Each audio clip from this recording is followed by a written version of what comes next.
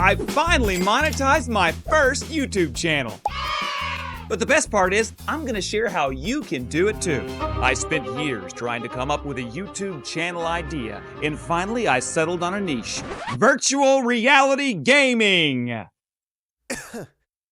And no, it's not this channel. This channel teaches you how to monetize your channel. Would you like to earn money doing something you love while you sleep? I do, and if I can do it, you can too. So if you're looking to monetize a channel or even just start one, today we're gonna be talking about some things that you need to know. Like how much I spent to get started, how long it took to get monetized, and a few other things. Oh, and I think it's important to remember, I didn't have any coaching to monetize my channel. I didn't have a video go viral, as great as that would be. And I still did it below the average of what it normally takes for people to get monetized. And I'll tell you how long that was in just a minute. So what do you do first? Just like every YouTuber, I had to figure out a niche.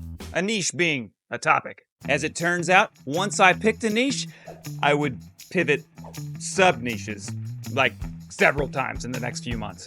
So picking a niche is important, but don't wait until you have that perfect choice. Any niche is gonna help you learn. Getting started is the most important thing. Which you don't need a bunch of fancy equipment to get started. You can start using just your phone. Man, I need a new phone. Oh, I really need a new phone. The YouTube money can't come in fast enough. Anyways, so the first thing you need to do is pick a niche. But remember, whenever you pick a niche, don't be too crazy about it if this is your first channel, because chances are you're gonna learn a lot of stuff and you're gonna end up pivoting sub-niches. A niche is simply a topic like cars, and a sub-niche would be muscle cars or electric cars. So pretty quickly you'll discover that your niche might need some tweaking based on what the audience wants and, more importantly, your interests. When I first started, I thought a good YouTube idea meant that nobody else was doing it. That is often a good indication that it's not a good idea. So if you have an idea for a niche and you look on YouTube, you're like, this is oversaturated, I can't do this, everybody's doing it. That might be a good idea that it actually works. It works! Now, I'm not saying you can't do anything that nobody has done, but you might have a harder time monetizing your channel because YouTube's not gonna know where the audience is. I'll give you an example. When I first started my virtual reality gaming channel, I thought it would be a great idea to do something no one else was doing, so I went with a Horizon Worlds Creator Showcase channel. Yeah, nobody else knew what that meant either. So basically, I ended up with a channel that some people really loved, but the audience was very, very low. So I broadened to other areas that I liked in virtual reality, like gameplay videos and game reviews. Game reviews is where I ended up sticking at it. And later I would try comedy videos. Old lady! Old lady! Those were some dark days for the channel. So the second thing you need to do after you've picked your niche, you have got to watch lots of content in that niche. Now, if you picked a niche you enjoy, this should not be a problem. And if you don't see yourself wanting to watch a bunch of content in a certain niche, why would you want to make it? After you've watched all this content, it's a really important thing to see what other people are doing and do what works. For instance, one of the higher viewed videos on my virtual reality channel is an Iron Man game. Other people did it, it had good views, so I did the same thing. And whenever I did it, a popular theme at the time was the new headset. So I did it on the Iron Man game, on the new headset. And it's still getting views today. In other words, still making me money.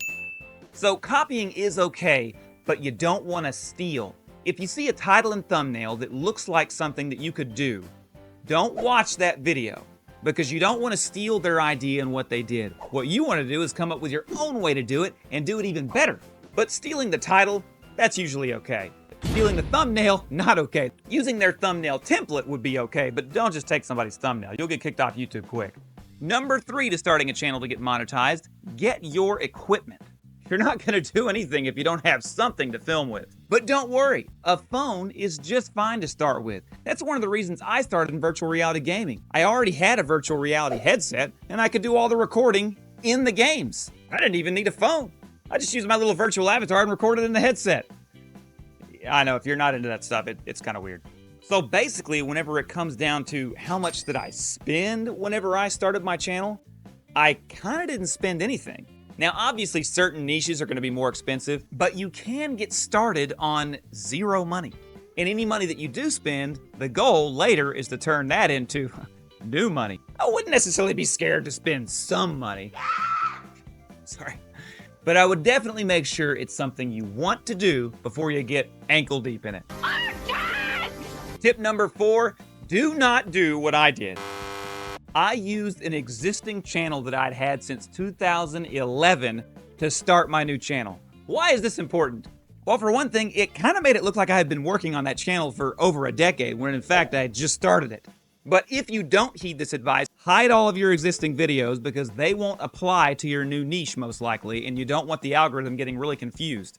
Or people not subscribing because you posted a picture of your kid at a band concert back in 2016, and now you have a picture of you knitting. These things that just, it confuses people. YouTube themselves has said that they have a team that identifies new channels to help them get found. Trying to identify audiences for creators that are just getting started. That means that if you have a brand new channel and you start posting consistently and you're doing, you know, 1 video a week, 3 videos a week, whatever it is, YouTube's gonna notice that, notice you're a new channel and say, hey, they need some help, let's spread them out a little bit.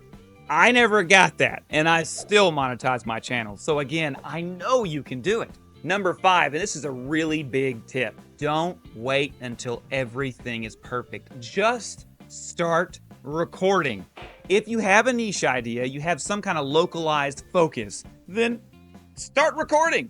And some people have even made channels by not having a focus, and they just do things until they realize, hey, a lot of people wanted to watch this and I enjoyed making it. So it can work that way, but I would really suggest that you focus down on a niche first before you go out there and make yourself look like a fool.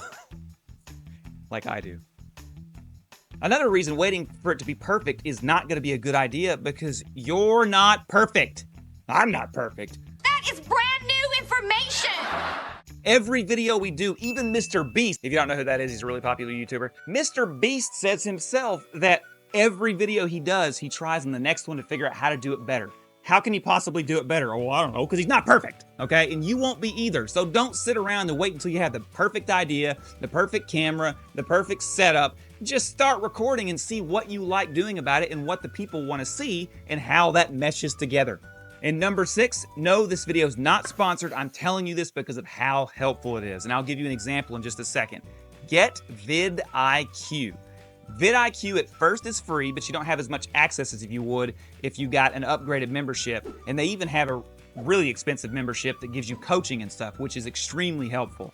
I didn't use any coaching to start my channel. I didn't have any viral video, and I still was able to get it monetized. I'm telling you, you can do this. So VidIQ is so important because of all the tools that they have that you'd never even realize you needed. For one thing, you probably don't have access to AI, and they have YouTube-focused AI that helps you generate titles and helps you come up with video ideas. It'll even write a script for you. This could not be an easier time to start a channel. Not to mention, VidIQ has their own channel where they will do channel audits and things of that nature, which, by the way, I'll be doing that sort of thing on this channel pretty soon. But one thing I'll be doing that they don't do is I'll actually watch a good minute or so of your video and show you how you can do better editing. Editing is one of the few things in regards to this stuff where I actually feel like I know what I'm doing. VidIQ also will hook up with your current YouTube channel and allow you to look at other channels to see how many views they get, what keywords they've used to get their videos seen. It shows you all sorts of different information, and it really gives you a leg up when you first start your channel. Because SEO research is really important, especially for a new channel, and that basically just means search engine optimized. Simply put, people need to be able to find your stuff, because chances are nobody's gonna know who you are when you start. She with you? I thought she was with you. And they're not going to want to see your videos. So making it searchable is really important in the beginning. Here's a good example of what VidIQ can do. Look at this Population 1 video. That title you see right there, that was suggested by VidIQ amongst a few other titles, and I used the one that I thought was best. It was one of my first videos to get over 1,000 views in 24 hours. And when you first start your channel, that's a pretty big deal. Again, this isn't sponsored, it's just a great product. So, the big question, how long did it take me to get monetized? The average time it takes to get monetized on YouTube is between 12 months and 15 months. That's about how long it usually takes someone to start making ad revenue on a channel. That's 1,000 subscribers and 4,000 watch hours. That means people have watched your channel for 4,000 hours. Sounds impossible. It's not. I was able to get monetized in just 9.5 months.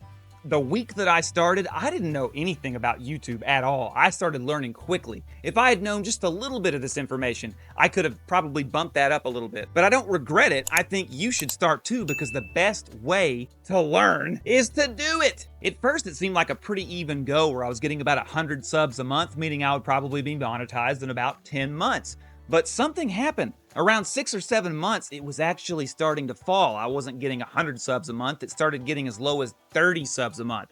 So I wasn't on track to get there in 10 months, but I had a secret little idea that I decided to try to possibly boost my subs back up and get monetized when I thought I should. So what did I do? I used a free resource to boost my subs in a very quick amount of time, and I talk about that in this video right here. And if you don't watch this video, just get started.